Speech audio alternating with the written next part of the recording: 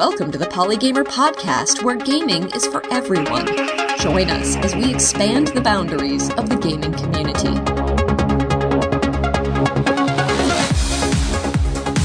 Hello and welcome to the Polygamer podcast, episode number 105 for September 2020. I'm your host, Ken Gagney. For most of my adult life, I've had the pleasure of living in or near Boston, Massachusetts.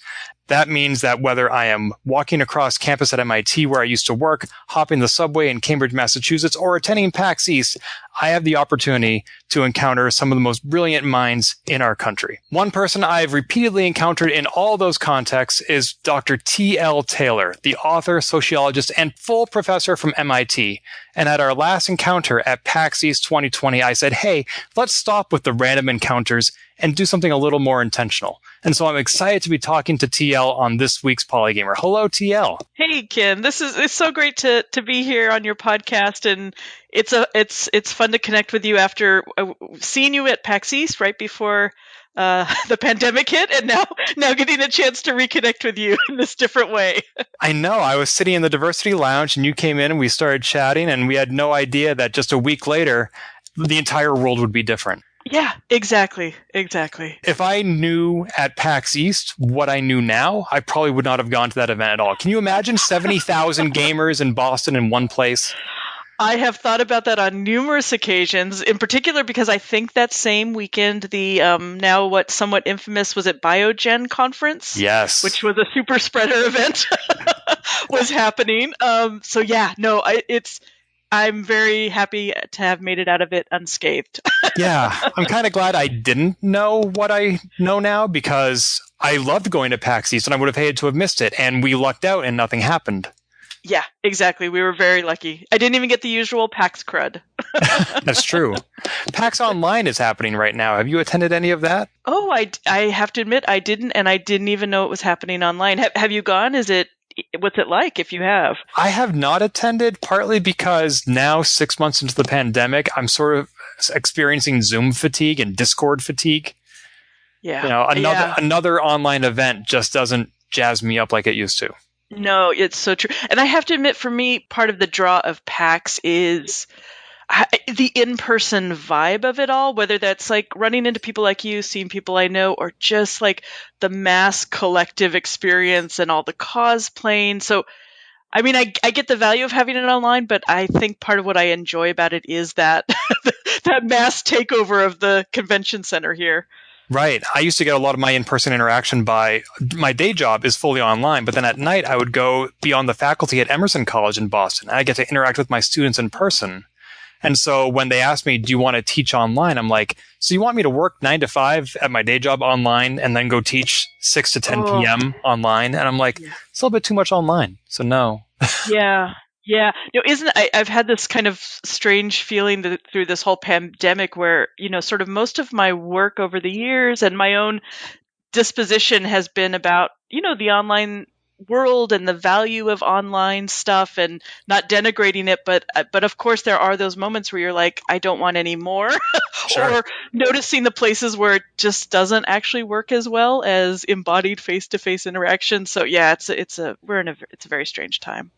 And I know that that's impacting your career because you're teaching at MIT. Your 2020 curriculum includes a course called Games and Culture. Is this the first time you've taught it online? It is.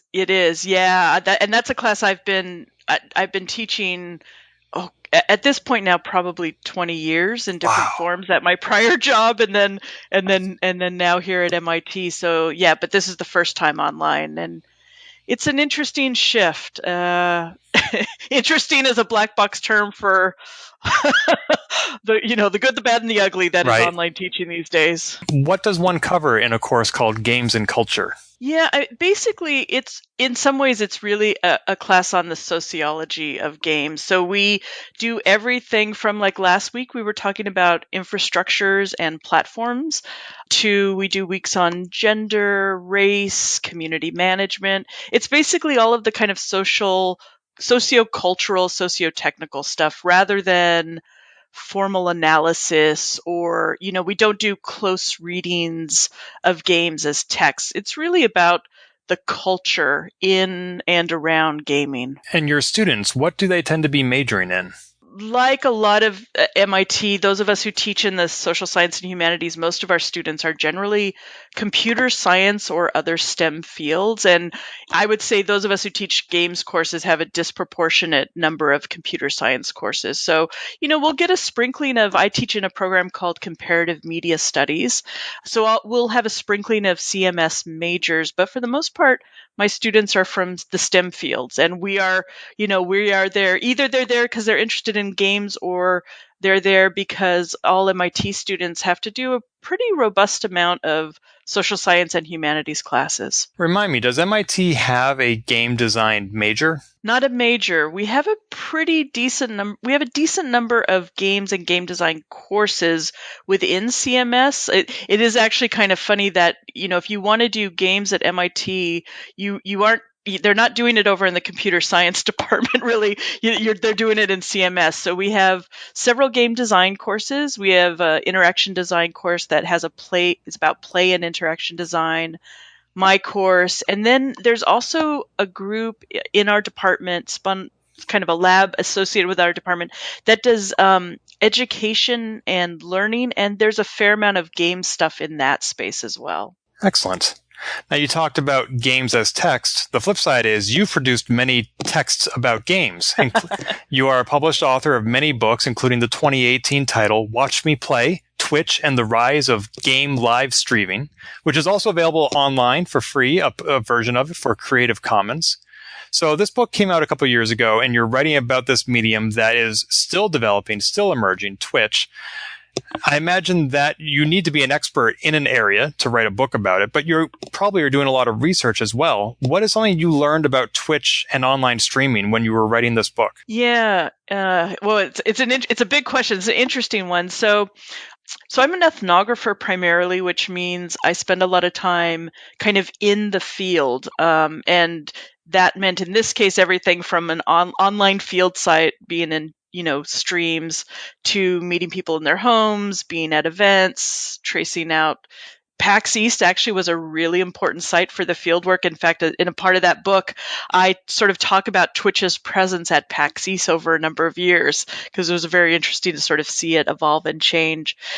So my projects take a long time, and the Twitch book actually came out of my prior work in esports and beginning to see how live streaming was changing esports broadcast and production. So there was this kind of red thread in some ways from the esports book to Twitch. But I think with the live streaming project, one of the things that really bubbled to the top with that project was I went in because I was interested at first about with esports broadcasting, and then very quickly saw that there were all of these, what at the time we used to call variety streamers, who are trying to transform their private play into public entertainment. So I started the Twitch research really started, I guess, probably around 2012 or so. So, this kind of first early period of Twitch. And so I think one of the things I really walked away from that project was what the labor of doing that work really looks like. What does it mean in terms of how people are organizing their homes? How are they navigating relationships? How are they building communities? So just really thinking about the labor of play in the streaming context. So that was one really powerful kind of takeaway. The other thing that came out of that project was, really trying to look at how esports broadcasting was changing esports in general. When I did my prior book on esports, the lens that really predominated at the time was esports as sport. Like, that was really the framing and the language most of those folks were using. And what I found so interesting is with the rise of live streaming, esports as an entertainment media property really grew. And so I was really interested in just exploring, with that shift, what sort of comes, what follows from that. And then I guess the third thing, and I'm giving you now more kind of topics rather than lessons I learned, but the other third big bucket that really informed that project by the end was thinking about governance and regulation issues in streaming. And that was everything from how communities govern and regulate themselves, and kind of what what community management looks like for variety streamers, all the way up to thinking about how, Twitch as a platform, and how law is structuring and shaping governance and regulation. So it was a big project. And there's lots of little nooks and crannies and all of those things. But the work of streaming is probably one of the things that really stands out in my mind foremost about that project. I remember attending a PAX East panel a year or two ago that had Kate Stark on it, and she was talking about all the work that goes into being a streamer. And it's not just getting paid to play video games, which is what a lot of people aspire to and wish it was, and that's why they are motivated to try it themselves. But there's a lot that goes on beyond that. Yeah, and I think it's funny. So, that when I started the work on that project, I was really interested in people who were striving to be professional, who had sort of aspirations to professionalization, because I've always been interested in that fascinating line when people are engaged with playful things in professional or serious ways. And of course, that aspirational mode has just, I would say, taken over the platform in really interesting ways. So my work was really focused on that stuff. And you're so right. I mean, when you really spend time talking to and looking at what that aspirational, professionalized aspirational mode, what that labor looks like, it's incredible. I think there's a lot of great work now, though, coming up. I'm thinking about scholars like Mia Consalvo and some others who are looking at small streamers, people who actually don't aspire to have massive audiences, but are kind of building these small, cozy channels. And I think there's also really interesting work now to look at that stuff too. But yeah, my focus was on a little bit of a different slice. So here's sort of a big question. You came into your studies on Twitch based on your previous experience with esports, and the two dramatically inform and correlate with each other. Would we have one without the other? Could we have esports without Twitch, or Twitch without esports? Oh, yeah, absolutely. We could certainly have esports without Twitch. And one of the things it's now probably we take it as a given, but one of the interventions I was trying to make in my esports book was actually to trace the long history of competitive gaming. It's been around for decades, and different technological infrastructures reshape it, so you can think about like the move from, I think probably a lot of people have seen the documentary King of Kong. So you get a glimpse of, what competitive gaming looked like in the arcade days. And, once you get internet infrastructures, it changes what competitive gaming can be. And similarly, I think the infrastructures of streaming change, but one of the things I try to talk about in the Twitch book are the ways people were doing broadcasting long before Twitch. It was much more expensive, and it was incredibly DIY and janky and improvisational, but people have been trying to do broadcasting of esports for long before Twitch. So esports could absolutely exist without live streaming. And I think Twitch could exist without esports. It would look really different that those are broadcast esports competitions are high, they're high ticket events. I mean, lots of eyeballs in short periods of time. But in fact, Twitch is a funny platform because the majority of streamers on Twitch are sitting there with 0 to 5 views or something. There's a lot more happening on Twitch than esports. So yeah, they have a relationship, but they can both exist without the other. You mentioned what used to be called variety streamers. I've had some on this show before. Are they no longer called variety streamers? It's a good question. Actually, I don't know. This is where too, I don't know. The language sometimes changes so quick. I find, so I don't know what the latest lingo for that is anymore. But yeah, that's what I called them. That's what they called themselves at the time. How do you write about a topic that is changing so rapidly, especially given the lead time of books? I imagine it must be like Duke Nukem, where you keep pushing it back because you want to capture the latest thing, and then by the time you're done writing about it, it's outdated again. Yeah, it's always the challenge, especially when you do ethnographic work like I do, which takes a long time in and of itself. I mean, my projects usually take, I'm in the field for years, honestly. I mean, I think I probably have 7, 8, 9 years between my books. So you're absolutely right. I think for me, it comes down to a couple things. One is I really the work I do is not meant to be journalistic and capturing the of the moment. Its aims are different. In some ways, it has historical aims. So I am usually pretty invested in trying to trace a longer story of the phenomenon. And the aims are generally analytic and critical in a different way. So that eases up some of the pressure. The other thing, though, is just there is a pragmatics where you just sometimes do finally make some semi-arbitrary decisions about, okay, I got to be done with gathering data now. And that's a very iterative process. I mean, for me, it's usually spending time in the field, and then I come to have a sense like, okay, here are the core issues I'm pretty sure I want to be talking about. And then they start repeating, and you get a sense of where they lay, and then you say, okay, I'm gonna close the story at this point for now. But I mean, I long ago reconciled myself to the minute a book comes out, it's history. And for me, the beauty of scholarship is in its best moments, we are all collectively involved in an ongoing conversation. And there are going to be folks who come right after on the heels of my project to show changes and gaps and fill out the story. So, but yeah, you kind of got to reconcile yourself to that. I appreciate that you said your aim wasn't journalistic, because that's very important to distinguish with the sort of ethnographic work you're doing. With journalism, which is my background, we're very often taught to not be part of the story, to be distanced and unbiased, whereas you are embedded in the topic. You're out there not only interviewing people, but participating in the pastime. And do you find that nonetheless you need to separate a certain bias from the story, or is that part of the story?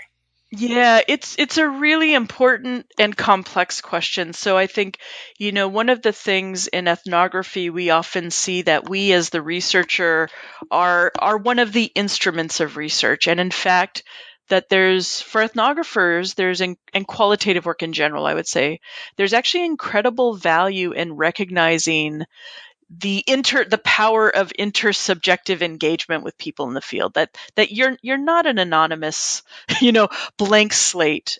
And that can pose, for example, really interesting challenges. I find, for example, as a woman, especially when I was doing my esports project, my embodied presence meant that I both had access and didn't have access to data in different ways.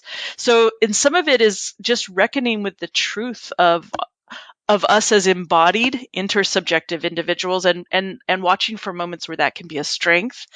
And then also, as I always, try to talk to students about, watching, making sure you're always also watchful for things that will disprove your hypothesis or open up conversation or exploration in ways that may challenge your assumptions. So it's a tricky balancing act. I think the other thing you pointed, though, too, is the journalism thing is interesting, because I would say, yeah, I mean, part of what I do see my work as trying to do is take up key critical issues. And by that, I mean, like, I do talk really frankly and really critically about things around gender or race or moderation or harassment on the platform. There's no, neutrality stance. And I mean, there's a bigger conversation about journalism. I mean, certainly the way U.S. journalism is constructed, it's sort of that neutrality stance is kind of the framing point. But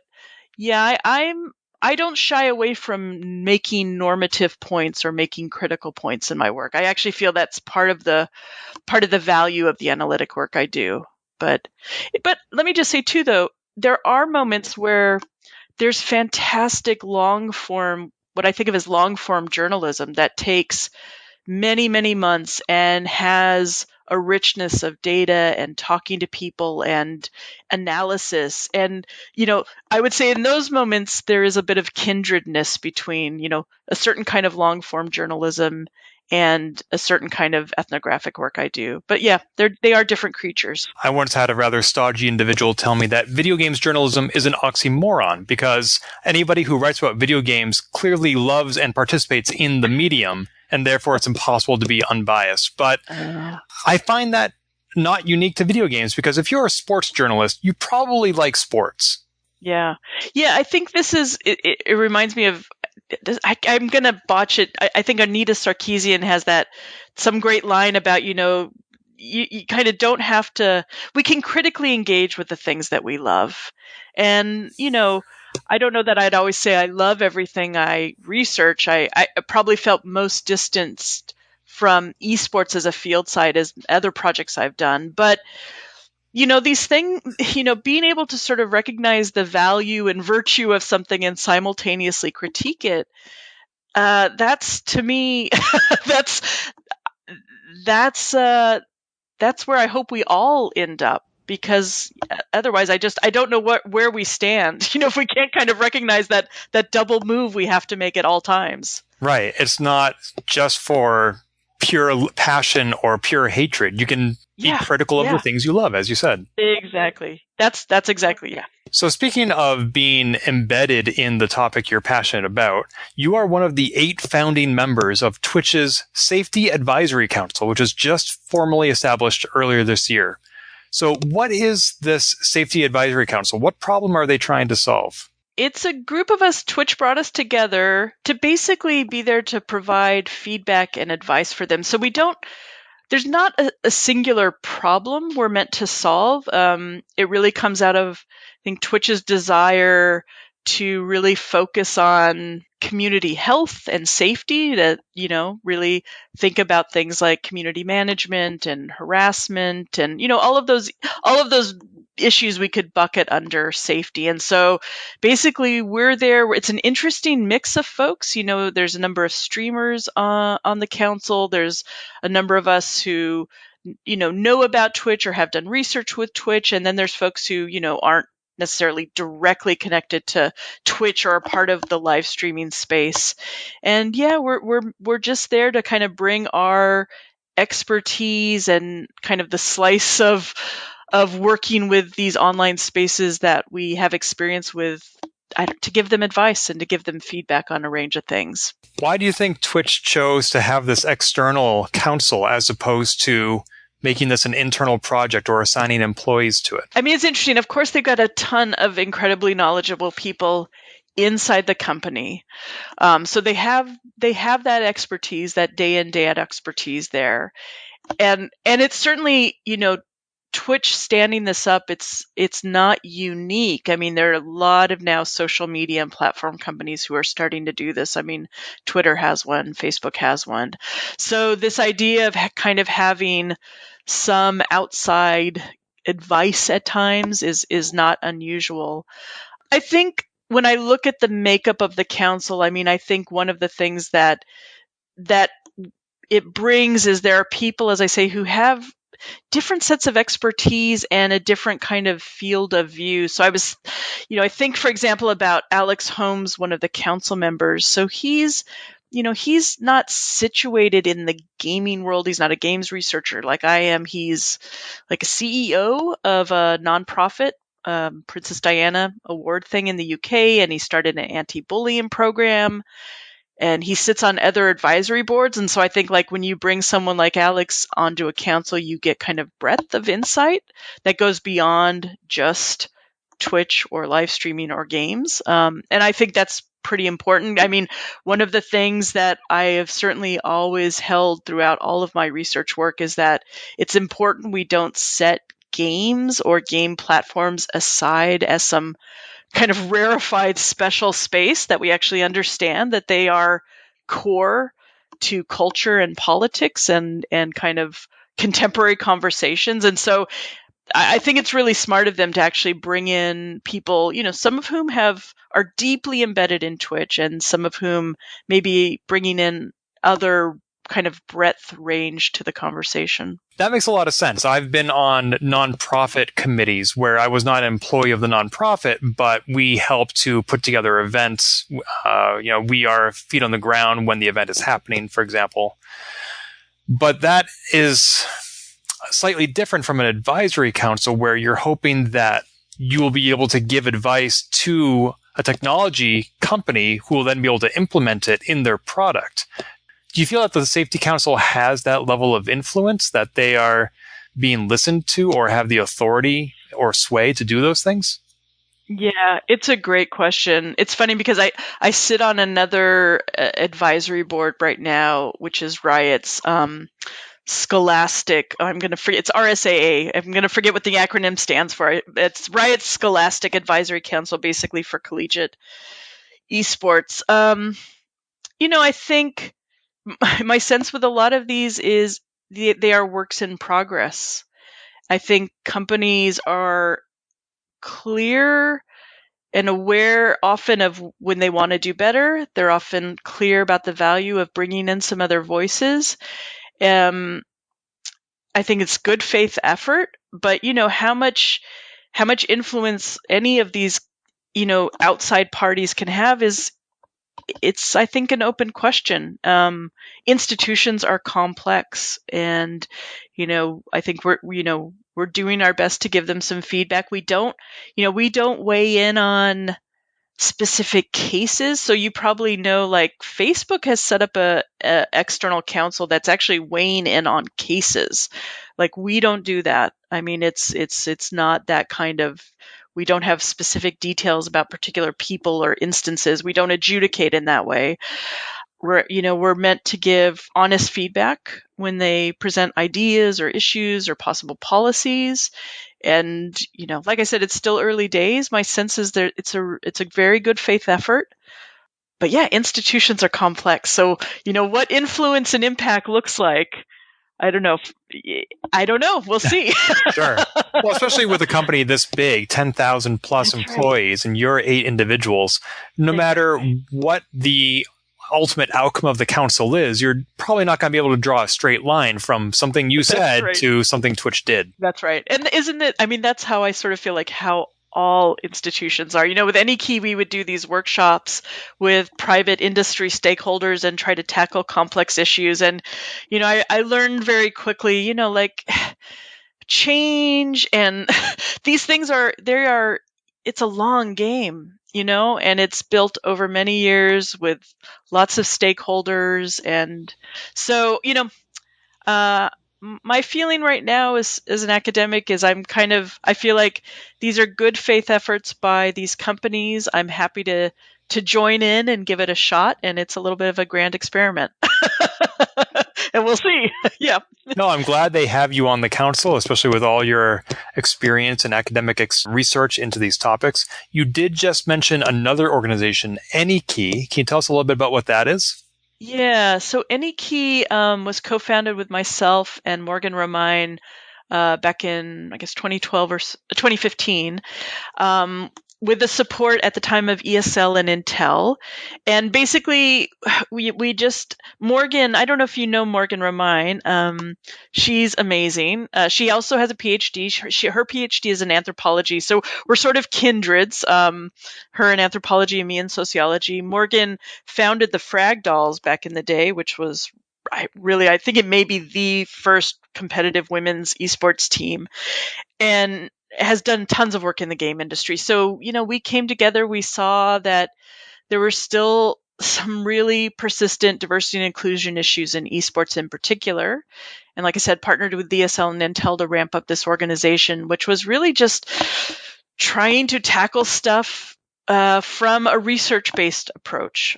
We've done a number of things over the years. Last year, we also brought on, at the time, a postdoc, Johanna Brewer, who's done amazing stuff with us and continues to be working with AnyKey. And so we've done everything from put out white papers and best practices guides, how to run gender inclusive tournaments, to trying to support some amazing community partners and initiatives. So it's a very multi-pronged, and our remit, I would say, has expanded a little. We really started with our core heart in esports, and that's still there, but you can't do esports and not do gaming broadly in some ways. So in some ways we kind of hit gaming writ large. Can you elaborate a little bit more on that? Why can you not do esports without also doing gaming at large? I think they're not seen. They're connected, right? I mean, people who are esports fans and going to follow esports tournaments are usually connected in some way to game culture more broadly. They're spending time on platforms like Twitch. It's not siloed, and even players. So even though, on the one hand, we have things that are very targeted to esports specifically, whether that's partnering with ESL for the Women's Intel Challenge, which was a firmly professional competitive tournament, to supporting college esports clubs. We also, we have events, we have connections with Twitch and live streaming and streamers more generally. So it's just, they're not siloed. Game culture is kind of a big umbrella, big tent that esports certainly sits within as well. Has AnyKey in the 5 years it's been around had any major events or well-cited publications or any other successes you'd like to tout here? We've had a few over the years. There's a couple things I would say right now I'm really excited about. So we've sort of soft launched it, so people can see it at the website. We haven't done the big PR push yet, but we just soft launched our Inclusion 101 training, which was the thing Johanna was working on this last year and did just an amazing job with. And so the Inclusion 101 resource, it kind of pulls together some stuff we previously had, materials we had, like, how to think about moderation or how to run inclusive tournaments, but it also provides like basic diversity and inclusion training and teaching education for your club, individuals. I mean, part of this really came from us. And I just remember visiting college clubs on campuses, and the students, they really wanted their clubs to be more inclusive, and they just did not know how to get there. And, Morgan and I could individually talk to folks, but we were like, can we just scale up some training so that all of these people who want to make things better have some footholds to do that? And so we had earlier this last year published a guideline, some help white paper for collegiate, but this training program that Johanna built out also, they came up with like this terrific way of, you could have this deck and here's some basic education for your club that you can work through together. Here are some exercises. So all of that's up at the website now under Inclusion 101. So that's one thing I'm really excited about, that resource. And then I guess the other really exciting thing we're really happy about right now is we've run this Good Luck, Have Fun pledge. We'd done it for a number of years, and we relaunched it this last year. Basically, folks can go onto the website, look over this pledge, kind of commit to being, good community members, and then they can attach their Twitch account to it and get a little Twitch badge. So when they're on Twitch, there's like a little AnyKey badge.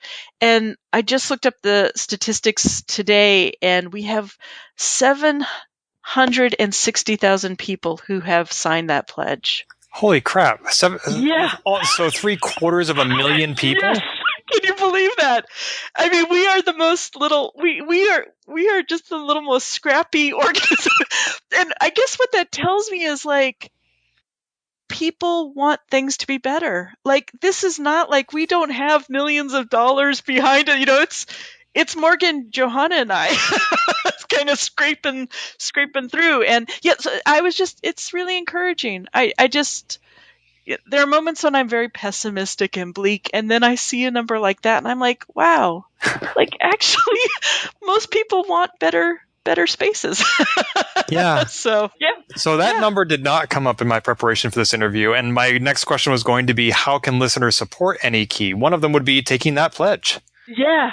Go to the website. There's a link at the top that says the GLHF pledge, and you can take the pledge, and then you can link it to your Twitch account if you like. So one of the most gratifying things that we found the last time we ran the pledge, we got a lot of good attention. Again, like, we did not do a big campaign behind it. It was just people were excited and took it up.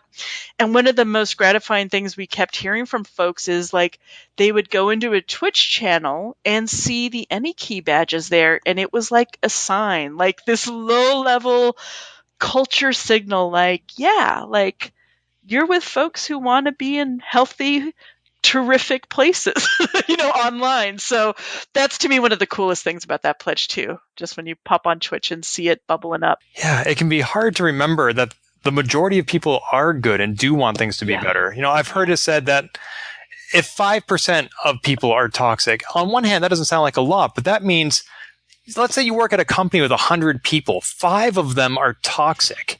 Mm-hmm. If you work at a company with 20 people, 1 of them is toxic, and that's all it takes to ruin a workplace. I know this from experience. Yeah. That's a lot of people.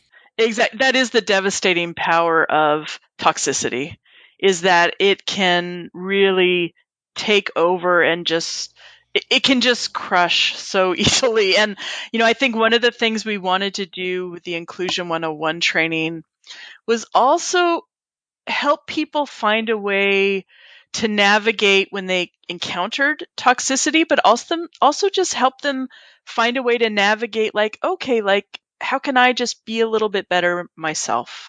So one of the interesting things that Johanna and Morgan did with the pledge when they launched it, when it got relaunched this last time, is they built in a mechanism for people to report people who had the badge, like say they were on Twitch and they saw the badge and the person misbehaved. There was a way they could report them. And then there was a way for the people to actually kind of hear what they did wrong and act on it. Restorative. I think of it, the big ticket word for it probably is like restorative justice. But how can you actually change your behavior? Because of course there's those 5 people who are super intentionally trolls, right? Out of that 100 we talked about. But then there's the low level stuff that people aren't being reflective about, or they haven't been socialized into better practices. I mean, one of the things I was so profoundly struck by when I did my Twitch research was the amount of care and attention healthy streamers brought to making their communities good. That it took work. It took community management. It took distributed community management amongst mods. And then eventually I remember interviewing a streamer and they said, their proudest moment was when somebody kind of misbehaved on the channel and the community intervened and kind of, educated them and brought them in line, and things just flowed on. The mods didn't have to step in. The streamer didn't have to step in. And so I think part of also the Inclusion 101 training is just how can we just give people also the tools to perhaps even be the kind of person they want to be in these spaces, if that makes sense.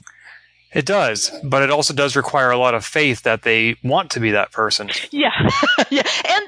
And the companion piece is knowing there are going to be people who don't want to be good participants, making sure you have the mechanisms in place to take care of that. And that's everything from very basic stuff like codes of conduct. So one of the first things we did in any key is we created a code of conduct that we said, anybody can use this.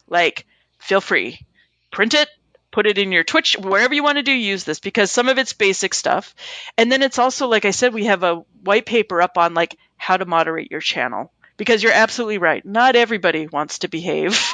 There are people who really are intentionally trying to harass and trying to police and kind of block people from full participation. And so there has to be mechanisms to take care of that as well. So I'll include a link to AnyKey at anykey.org in the show notes at polygamer.net. In addition to signing that pledge, are there other ways we can support your organization? We're thrilled when people use our resources. I know it may sound like a funny thing for support, but use the resources. They're there. It makes us, it's incredibly gratifying to know if stuff we've put up has been helpful. And we're going to have a really exciting announcement in the next month or so that'll give people even more ways to support the org. So that's a little bit of maybe too much of a teaser, but keep an eye out on our Twitter, on the website, because there's a really cool thing that's happening in the next month or so. So we still have a few more topics to talk about. One, to wrap up the discussion on Twitch and on AnyKey. So you are advocating in many ways for safer online communities. You yourself said it's a multi-pronged approach. We have the technology of Twitch. We have the intervention, the restorative justice that you mentioned. Is it fair to say that solving online harassment is going to take all of these different pieces working in concert? Yeah. Absolutely.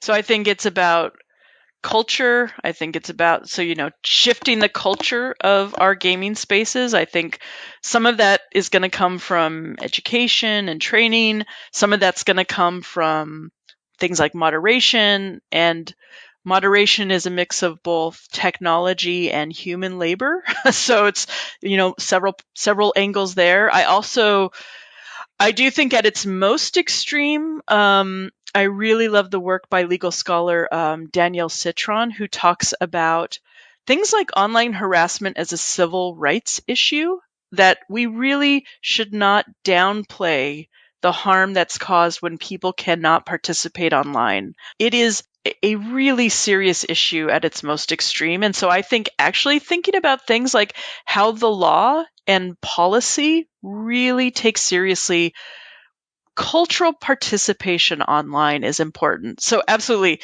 it's multidisciplinary, it's multi-pronged. I think ultimately too, I think our platforms need to do a better job working with each other to tackle this issue as well. Right now, I mean, the way governance happens online right now is strange, because there are some categories of things where platforms will cooperate with each other to take down, and that often on child abuse imagery, sometimes called child porn.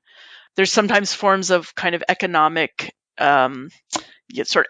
issues that there's sometimes coordination on. But when you think about how harassment flows between platforms, there's really actually very little done. There's very little knowledge sharing. There's very little in the way of consistent policies and practices, because these are all separate companies. And I think actually a lot more should be done holistically to tackle these things, that we really can think about the flows of harassment across platforms as something we have to pay more attention to. It can be a little overwhelming because you have the people who want to harass, you have the technology that fails to prevent them, you have the law that doesn't understand its impact, and all of these things need to be addressed. Yeah, absolutely. And I think I'm not saying anything terrific critical media scholars and critical technology scholars haven't said. I think for far too long, a lot of platforms, and probably right now Twitter is the one that stands out most in many of our minds on this, have tried to sort of say like they are just a neutral conduit, and that is just not sufficient.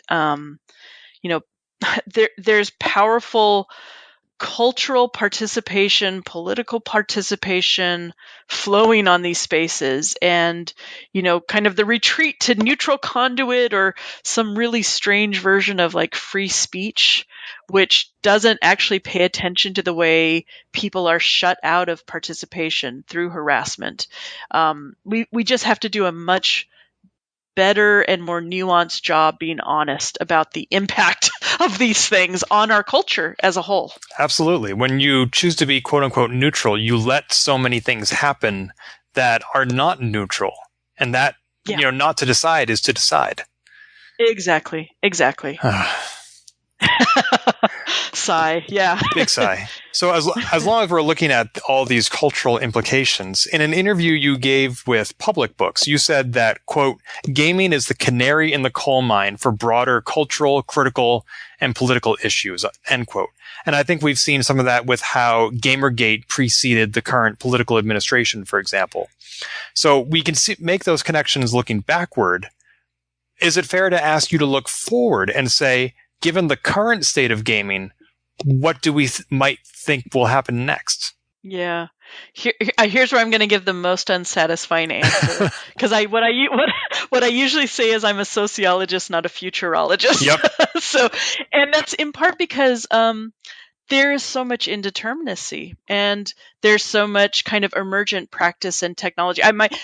For me, I really think of our world as a socio-technical world, and I can't predict on either side of this messy equation what's going to happen. I think, for me, one of the powerful things about gaming and about play spaces is play and gaming is always a space where people are innovating, both not just technically but socially, and there's kind of this constant creative pushing at boundaries, and new practices emerge. And I think that's part of why I think it's usually really instructive to kind of keep an eye on what's happening there. It was really interesting to me. So, the Twitch book came out a couple years ago now, and then we kind of now all suddenly find ourselves in Zoom, and people I know who they knew what I did, but okay, like online streaming, whatever. Like this was now a part of their world, like whether it was they were like, oh, okay, I can't go see bands anymore, so I'm gonna kind of watch my favorite bands online. Like that world of streaming, that world of kind of online, converting your private space into public, which how many of us are, sitting in bedrooms and homes broadcasting on our Zoom. So it's even with the streaming stuff, I feel like, oh yeah, like, we see the tendrils of this even now in our current moment. So anyway, I'm not good at predicting the future.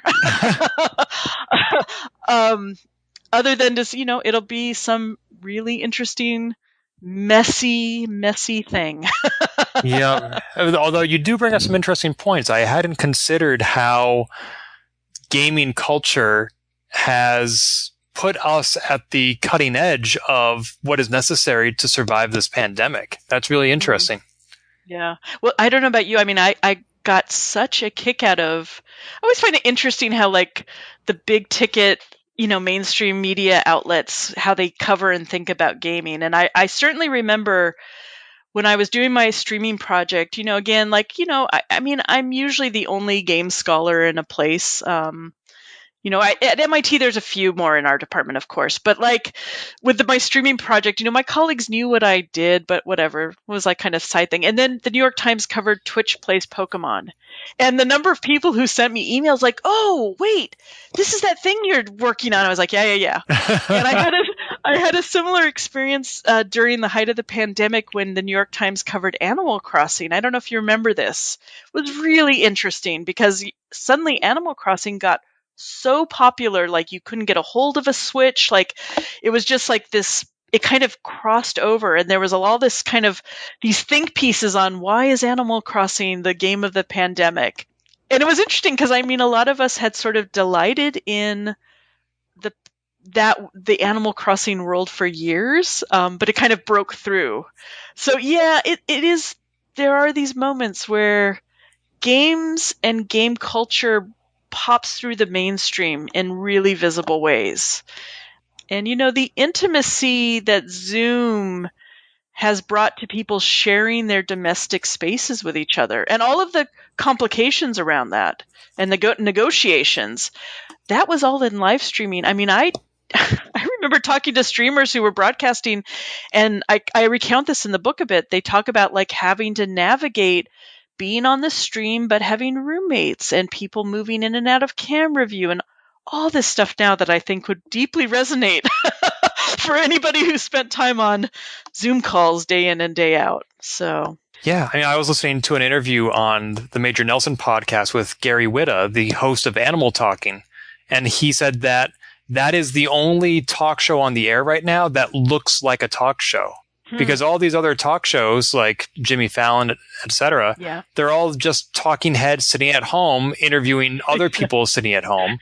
Exactly. Whereas Animal Talking, you have the set, you have everything else. Yeah. Well, it's funny you say that too, because of course what all of those, high-end, well-paid entertainers had to contend with were infrastructure, home TV studio infrastructure that streamers have been doing for years.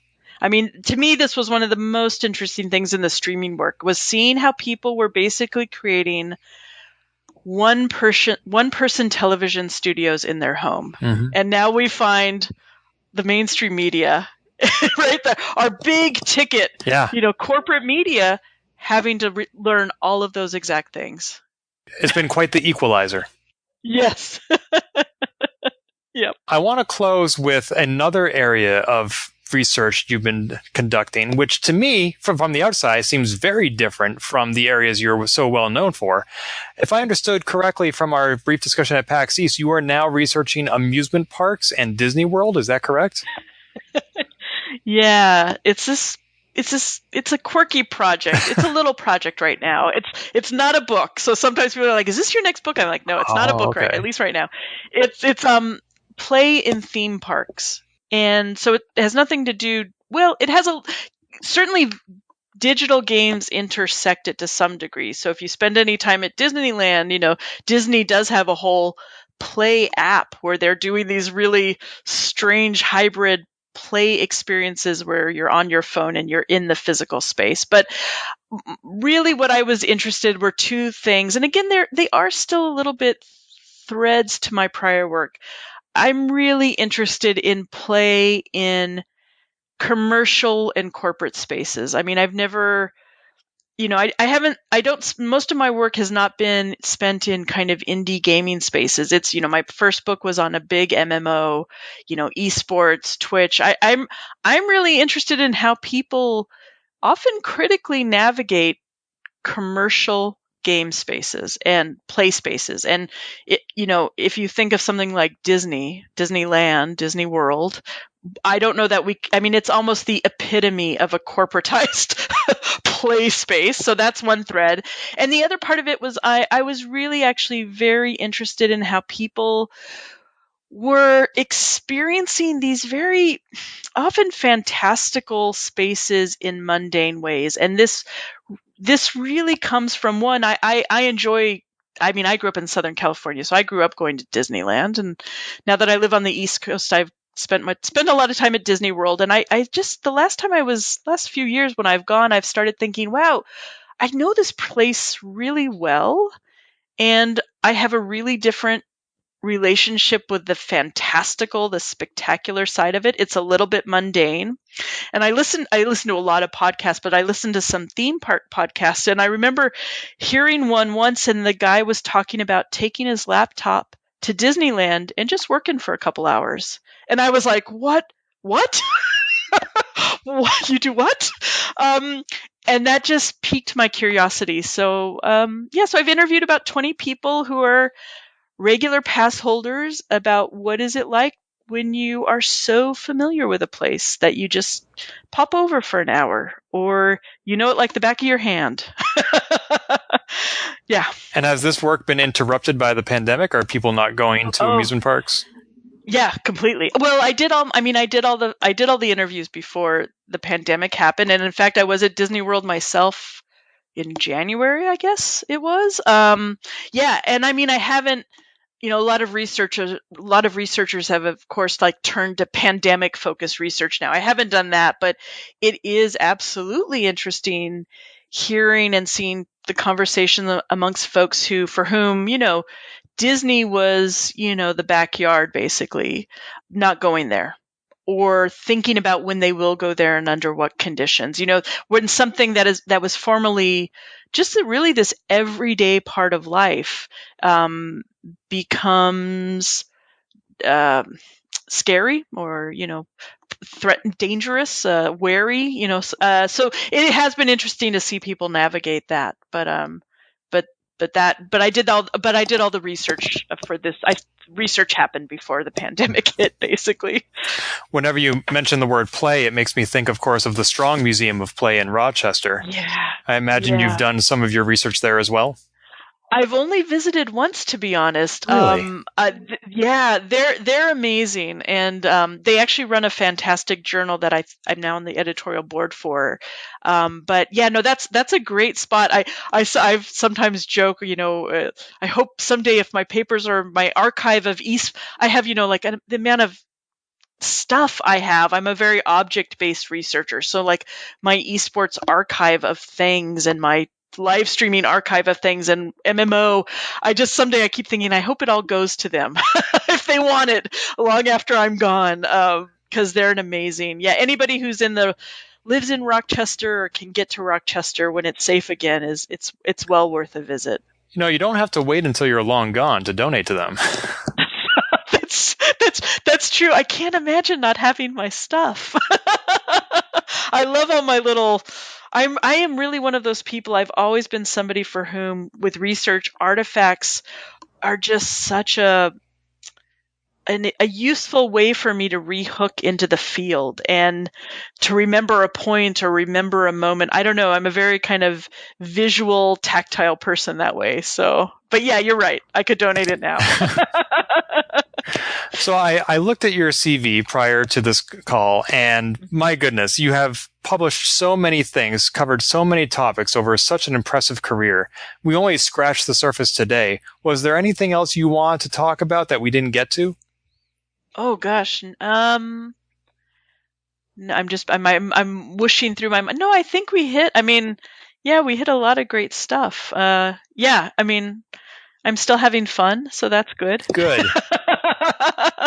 Yeah, no. This is it's been really fun to chat with you, and yeah, it's fun also getting to share the AnyKey stuff with people too, because that's still really alive and something folks can participate in. Which is wonderful. So besides anykey.org, where else can people find you online? Yeah, I mean, I'm a little bit on a Twitter hiatus, but I am on Twitter at Yabika, YBIKA.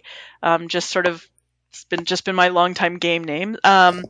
So they can find me there. They can also, as you mentioned at the top, if they're interested in the live streaming stuff, there's a free Creative Commons of the book at watchmeplay.cc. So I encourage people, my publisher probably hates it, but I'm like, don't spend the money, go grab the free PDF. I'm really grateful actually to Princeton for letting me do that free PDF along with the book itself. So yeah, those are just a couple places. And your own website as well?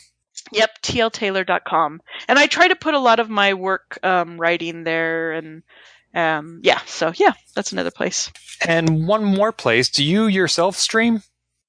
Oh, I don't. I wish I was brave enough to. When I first started the project, I did for a little bit because I wanted to kind of figure out how the technology worked and just get a sense of things. But no, I'm not brave enough, and I'm not actually entertaining enough to stream. So I leave that to the others. Well, I strongly disagree on both of those points, but I'll defer to you. Well, Dr. T.L. Taylor, thank you so much for your time. It's been a pleasure to finally and intentionally talk with you. Yeah, it's been great, Ken. Thanks so much. This has been Polygamer, a Gamebits production. Find more episodes, read our blog, or send feedback at polygamer.net.